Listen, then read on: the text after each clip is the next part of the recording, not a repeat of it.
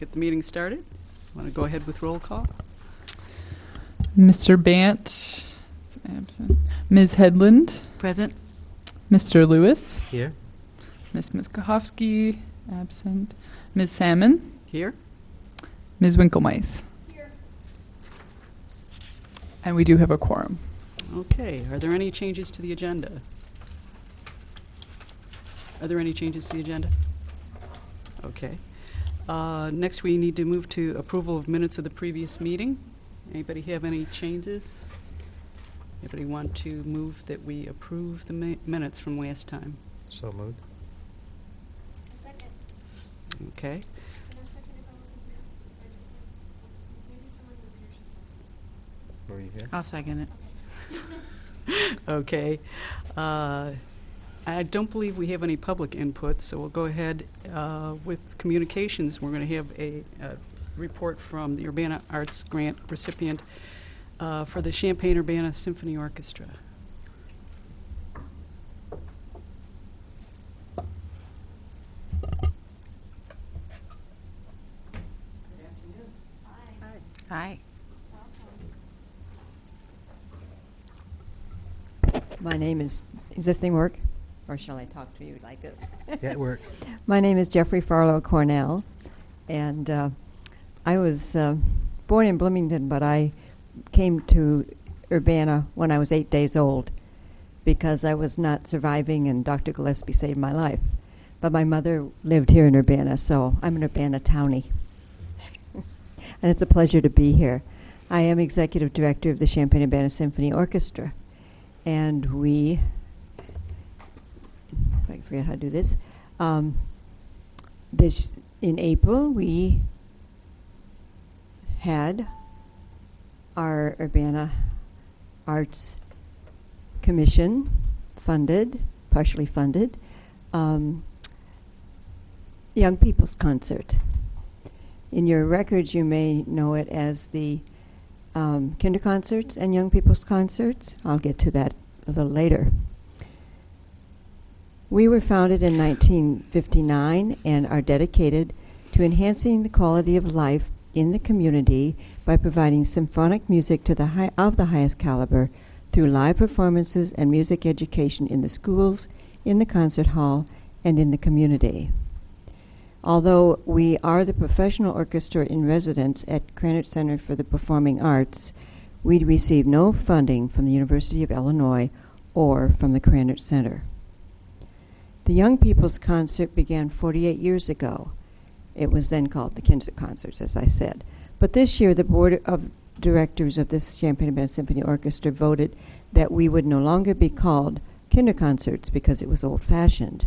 From now on, all of the CUSO concerts performed for youth in our community in Krannert Center will be called Young People's Concerts. This year, the CSO held 3 performances in 2 days.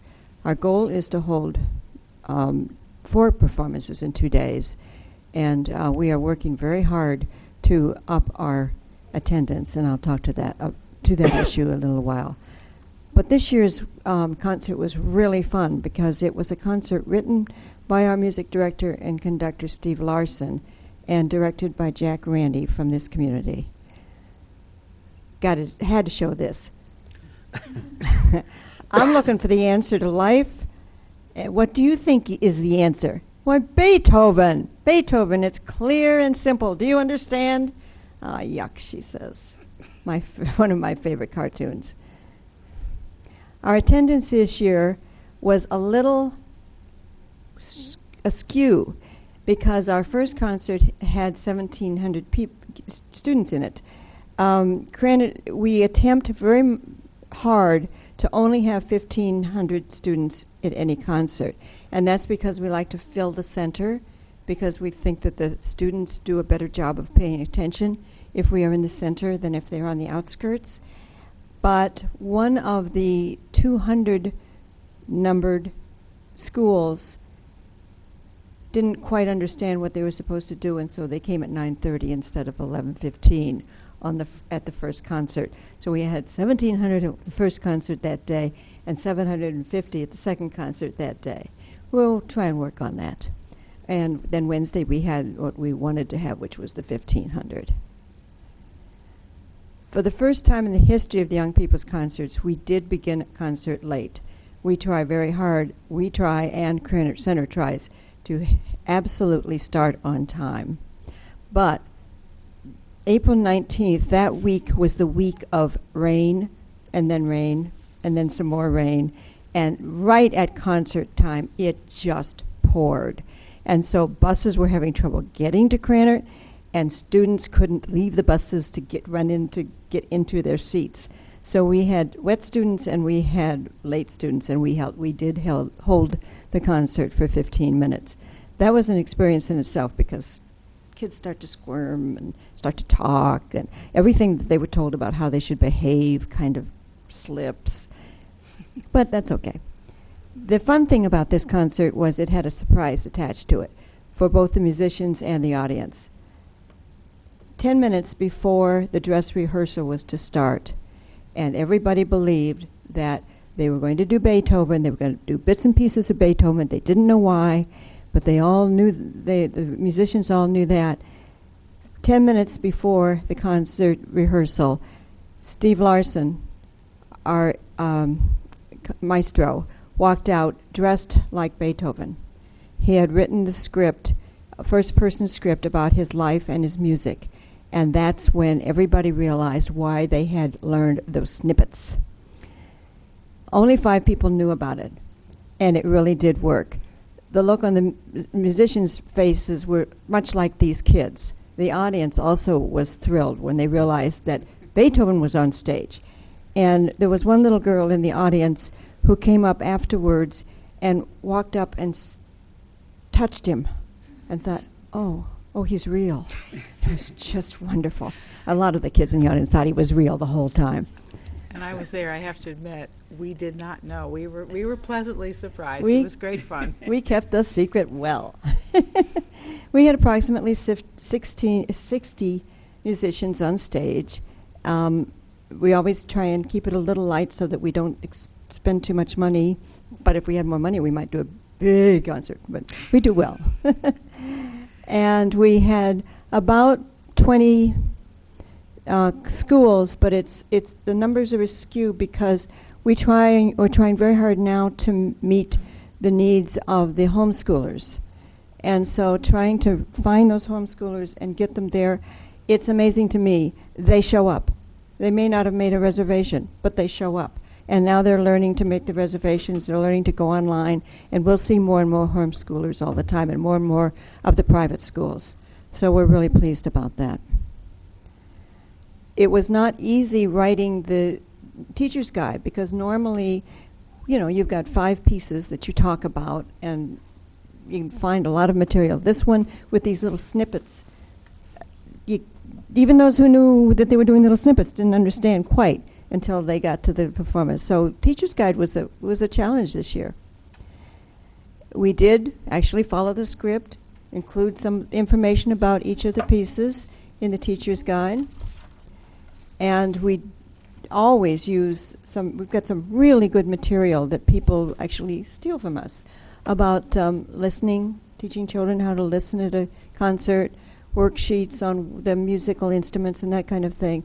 And so the teacher's guide, which is an award-winning guide, is still superb. We believe that the orchestras present the concerts present a real opportunity for the students, for their teachers, for the parents and other chaperones in and around the Urbana that would not ever otherwise attend a classical concert. We believe it's really important for them to experience going into the hall, seeing the musicians play, and hearing the music themselves. And what they talk about when they come out proves that it works. We also encourage the musicians to expand their performance experiences to new audiences. And we believe that the residents who do see the concerts have their lives enriched through experiences which they carry home. Community support is essential. The CUSO is a professional orchestra. That means the orchestra members do get paid for their services. The budget for this concert was $19,000 plus. And we thank you, along with our partners. The Robeson Family Benefit Fund, University of Illinois office does take the reservations and act as our outreach liaison to the schools. The Krannert Center for the Performing Arts donates their staff. The Symphony Orchestra, of course, works very hard. The Guild gives the Champaign-Urbana Symphony Orchestra, this year it gave us $25,000, some of which is spent on the concerts, and the Guild members for 49 years have been the ushers at the kinder concerts. Of course, we get a little bit from the Arts Council, and one never knows how much. And then there is the Urbana Arts Commission, and we cannot thank you enough for your support. Thank you. Thank you. Do we have any comments? Anybody have some questions? Questions? I would just like to say there is a video available of this performance if anybody would like to see it. It's a homemade video, but I happen to know the videographer. His name is Ronald. Can I get a copy for my kids? You bet. Okay. Is it okay? Yes, For it's fine. his students? I'm sorry. I have students as well. Yes. We have a combination of concert students as well as jazz students, so we have a lot of fun. Yes, it is fun. Councilman Lewis represents Mo Better Jazz, is that right? Yes, I know. Are we going to upload it onto the website at some point? At some point. Maybe? Mm-hmm. It might be online eventually. I wanted to ask you about the increase that you say you're expecting in the number of homeschool students and private school students. Do you anticipate that in the next year or two you'll need to add another concert, or that those numbers would fit inside of the three scheduled performances that you have? Right now, we're working toward that fourth concert, because Okay. right now we can fit 4 concerts into 2 days, and that's what we're working toward. We're also talking about doing some things. One of the problems is that, for example, some schools can't seem to adjust the lunch hour situation, and the busing, especially during lunch hour, and also some ways of increasing help as far as busing kids from schools right now. Those are our goals. And how significantly would that impact your budget, do you think, if you had the 4 performances as opposed to the 3? If we add the 4th concert, it doesn't cost us anything. If we add another day, then we start to add Okay. expenses. Okay, thank you. Yes. We're hired on a time frame, so as long as we're working within the time frame and the concerts, if they're too long, the kids, you'd lose them anyway. So as long as they're very efficient with the use of their time and the resources, so we never, even though we started late that one concert, We which I don't we even started remember. late, and we were watching in the backstage. We were watching the clock, and we ended before that time frame We still ended. Yeah. Yeah. We still didn't go overtime, so we keep it within that time frame. So we've traditionally been able to do 4 concerts in 2 days and hit, I think some years we've hit 5,000 students. We could hit 6,000 5 or 6. if we added that 4th concert and filled it. Yeah. Yeah. Technically, the hall will hold 2,000, so. Yeah. Thank you. It was wonderful, and I sure appreciate your support. Thanks very much. Thank you. Okay. Next, we'll have the monthly progress report. All right. As far as current projects go, as you can see, the 2011 projects are in progress and some are completed, so we'll be having those final reports at the next commission meetings as the year goes on. For the 2012 cycle, I mentioned before the application materials have been updated, and I have been working with information services to create an online submission process. So far, it looks like we may not be able to do an online upload, but at least a online form that people can fill out, which would create a database, which would really cut down on the administrative time for the arts grants, so that would be really great. As far as the Royer signage that we talked about at the previous meeting, that was approved by the county board. However, we are awaiting a finalized design before going ahead with fabrication. So I think Lona was working on that, and she's been away, but I'm sure she'll be getting to us soon with that final design. The marketing subcommittee met on July 28th. We've been working on some materials that would compile various classes that are available in the arts in the Champaign-Urbana area. As far as long-range planning, the fundraising subcommittee at their most recent meeting recommended that the commission do long-term planning during the fall rather than the spring, as the spring tends to be very busy. So we're thinking that October would be a good time to do sort of a workshop-style meeting. Does that sound all right with everyone? It ends up being very busy trying to do it in the spring, along with doing our program plan for the next fiscal year. So we can try and fit that in, so we can really get into that.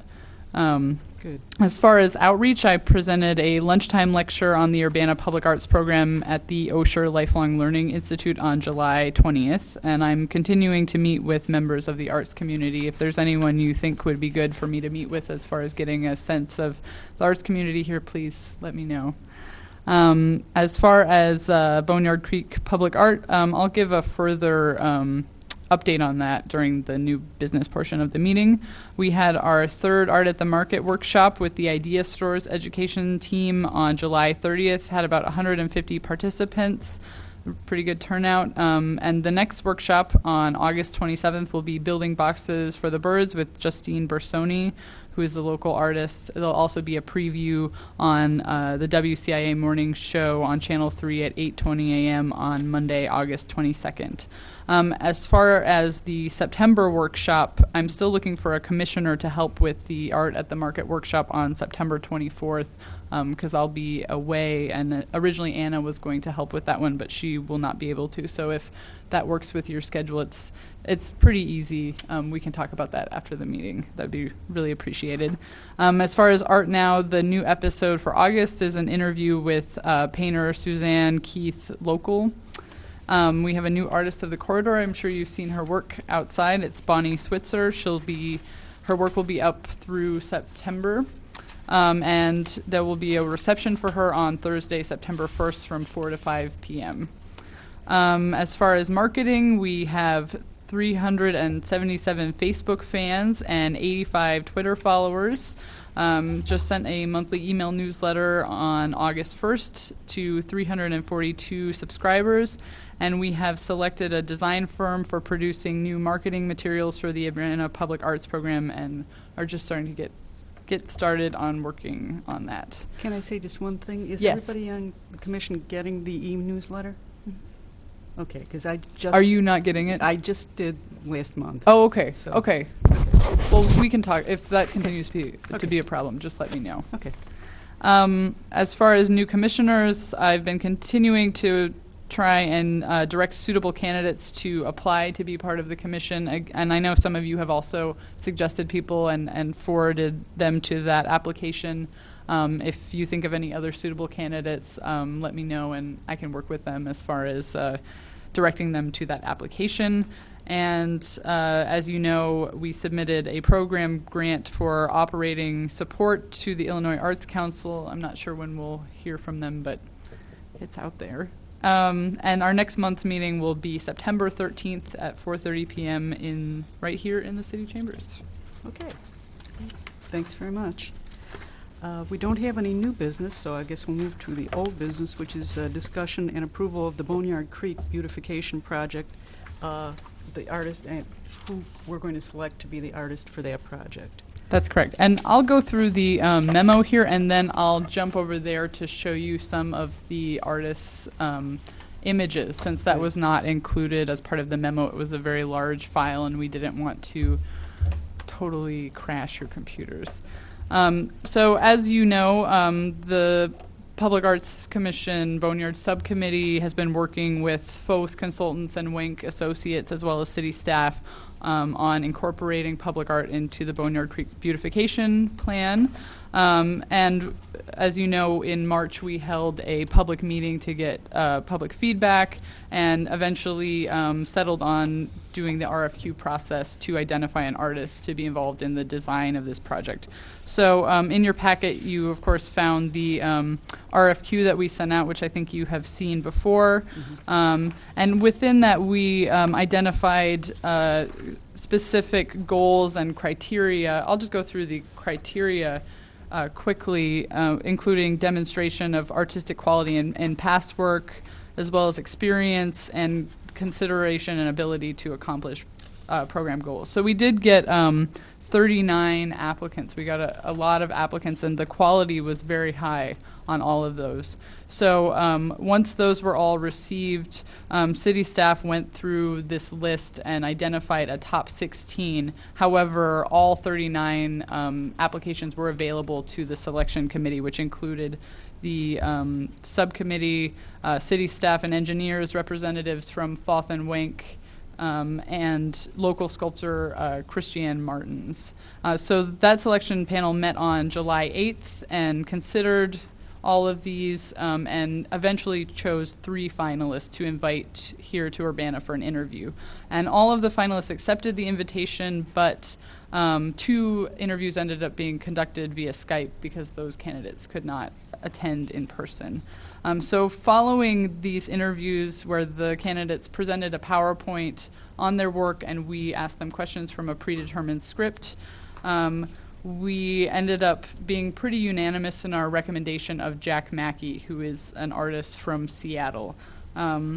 We felt that he met and exceeded the established criteria for the project. He's been involved in many, many public art projects that sort of emphasize creating a natural environment within urban space and expressing local histories, which were 2 goals that the public identified that they'd like public art to incorporate for this project. And not only is he an accomplished public artist, but he also has worked as a arts planner and arts advocate. He's been on the Seattle Arts Commission, so he's very, very experienced.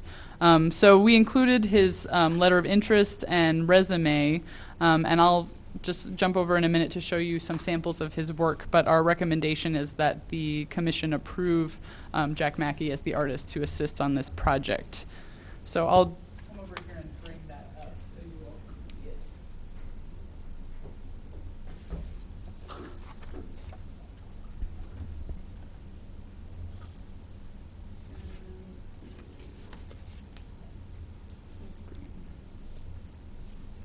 So here is some of Mr. Mackey's experience, which was outlined in the packet. And he's also worked on a lot of arts planning projects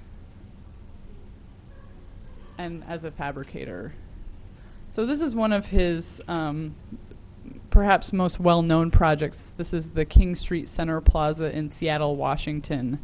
And during his presentation, he talked a lot about how this project created sort of an urban oasis where people felt comfortable enough to, this is one of his sketches, to just hang out in this space. See more of his sketches here. Whoops, sorry. So this is a little more close up. And there's sort of different angles in this. And actually our former public arts coordinator, Anna Hochhalter, has been to this project and she said it was quite nice. And Mr. Mackey mentioned that he felt this project was successful because this woman at the bottom felt comfortable enough in the space that she could fall asleep. And he also worked with the team on this one to do these inset textures into the cement here, which is something that's been talked about for the Boneyard project, as well as these sort of interesting fencing. Mm-hmm. This is Ross's Landing in Chattanooga, Tennessee. And in this project, Mr. Mackey really tried to incorporate some of Chattanooga's stories. This is sort of an overview. And it's right on the river. So there are these sort of parts where the cement comes up and you see this water. So he's particularly interested in projects that incorporate water. And these are patterns from local quilters, and so he worked to incorporate those patterns within to the ground there. And he also incorporated some Cherokee letters within the project. And I believe he also worked with another artist to do sort of a mosaic with this. So he also sometimes works with other artists and gets them involved with the project, which could potentially work well for the Boneyard project. And there's also these railway tracks that have music on it, and I believe it's the music to the Chattanooga Choo Choo. So here are people experiencing that project. This is another project, Taylor Street in Phoenix, Arizona. And I believe this is in downtown Phoenix. So again, here he was sort of trying to create all of these sort of little oases that people could use and experience within the project. And I believe they incorporated, I think this is the longitude and latitude, and then they incorporated all the words for water going around that latitude, whichever one is horizontal, with as mosaic around there. So, and he also studied very closely the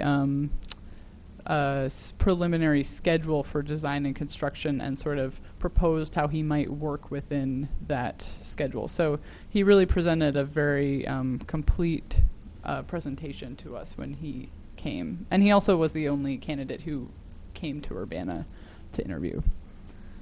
So would anyone like to see any of those slides again? Otherwise, I'll go back over there. I think we're okay. There are copies here, aren't they? Most of them are here anyway, right? What did you say? Most of them are here in this packet anyway. Oh, yes, that's Yeah. right. And you said he's also aware of the palette that was presented. Yes, yes. Okay. And so he would be working with the engineering team, Foth and Wenk, so he'll be aware of the constraints of the project that have already been decided. Everybody here has seen the palette that they're going to be working with? I don't know if I have, but Okay. Oh, I can distribute Can that you- to everyone okay. if I don't have It's it with just me, the- but the different textures and stuff that they want to incorporate, and they've kind of settled on a series of, I'll say, compositions and palette that they would like to incorporate overall. And it's not specifically assigned to anything, but it's just what the palette looks like when they pick the colors and all that stuff, and Okay. textures. it's sort of like a natural Mhm. colors. It sort of comes from the public input we got, just sort of like overall textures, ideas. I believe we had that at the first selection panel meeting that we had. I know Jeff and Marianne were both unable to attend that, but I can get that and distribute it to everyone so they can see it. would the members of the subcommittee like to say anything about this before we vote, or? Just that this is exactly what I was hoping we would get. I mean, originally there was sort of this, let's hire an artist. But I think we got, I mean, this person is perfect, you know, into the whole design thing, but an artist too. I mean, this is, hopefully it should be quite a cool thing. And I'll add that while I wasn't at that last meeting, I have been participating in and following the process throughout, and I'm really impressed by the thoughtfulness of how the group identified what were their criteria, what sorts of examples they wanted to look for, the way that they gathered public input from people in the town, as well as talking with the engineers, and I have a lot of faith in the process.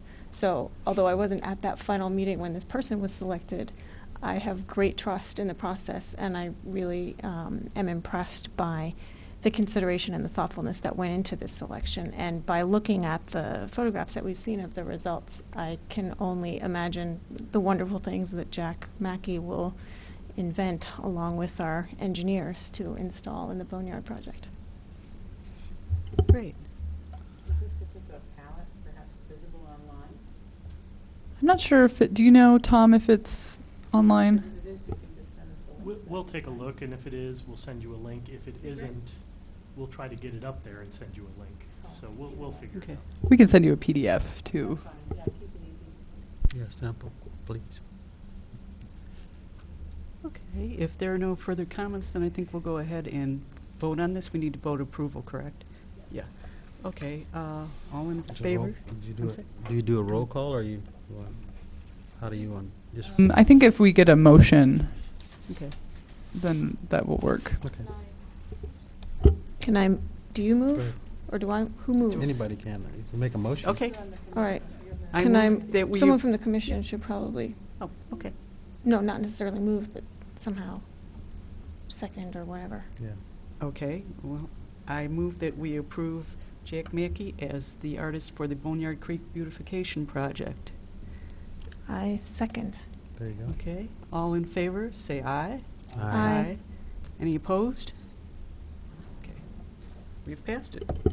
Good to go. Okay. Oh, and I want to thank both of you for serving on the subcommittee. We really appreciate that. Yeah, I just want to say that Marianne and Jeff provided great feedback, and even though both of them were unable to attend some of those meetings, both of them provided great feedback for our final interviews. So it was really a collaborative project. Next quick question. Yeah.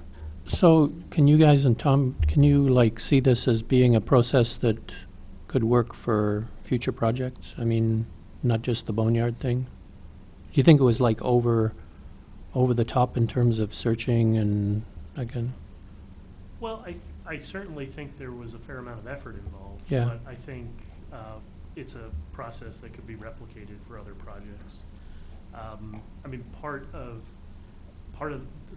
the reason why there was a lot of work involved was because there were 39 responses, which is Yeah. great. That's what we want. We Mhm. want a lot Right. of responses to our requests. But it was a pleasure to go through them and to see that we were garnering interest from around the country.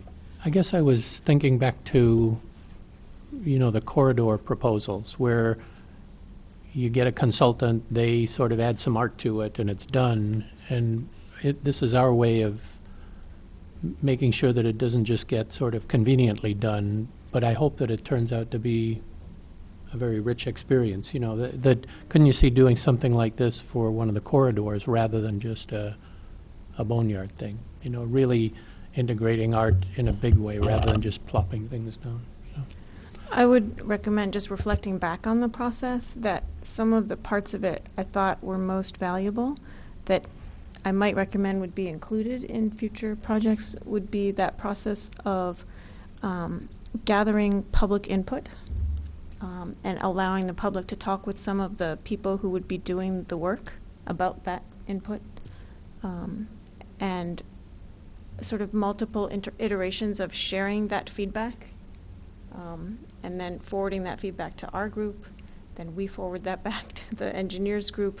So it was a way of connecting all of the parties, all the way from sort of the one end of the spectrum being the public and the other end of the spectrum being the installers, right? And I felt like everybody got connected in a communicative process there, and that would be the part. It doesn't have to necessarily replicate in the future every step that we took, but to integrate those parts of the spectrum in the conversation would be the lesson that I would take away from that process. How about you, Jeff? Does that seem fair? Yeah, 'cause I was like, on that Philo thing, we kind of came in on the end of it, and even though we liked the pieces, they just seem like they're just kind of stuck there. And I think if we'd had more time to integrate it, deal with the local commercial people more.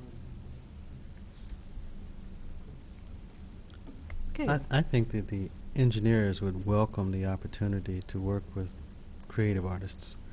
I know that some of them, some of the engineers that I've worked with before, they're kind of like dogmatic when it comes to structures and stuff like that. But when it comes to aesthetics, they take on the challenge of trying to make it more creative. And if you look at some of the stuff that's been done in Europe, for example, it's from a building standpoint and incorporating, stepping outside of the box of the basic elastic range, if you want to call it that, and getting into the inelastic of structures that that really makes you think about what you're doing. And I think even though engineers are a bit conservative in a sense and try to stick to the rules, but they stay within those boundaries in the context of stepping outside the box, and that's really cool when you can do that. And I think this has a flavor of that as we move forward. Okay, so, sorry, one last thing. So I went to Washington, D.C. just recently and went to a few museums, and I think there's a trend or a thing going on. I saw a number of artistic benches, like the one we've got outside the library, like really strange things and things. So when we originally talked about the Boneyard, we were thinking, well, you know, the benches will be benches.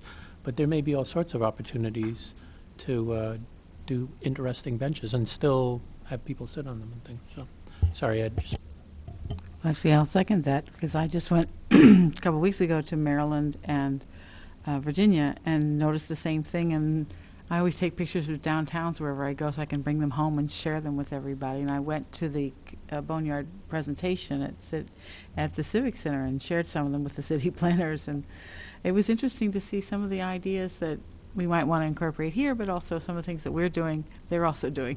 Right. Oh, right.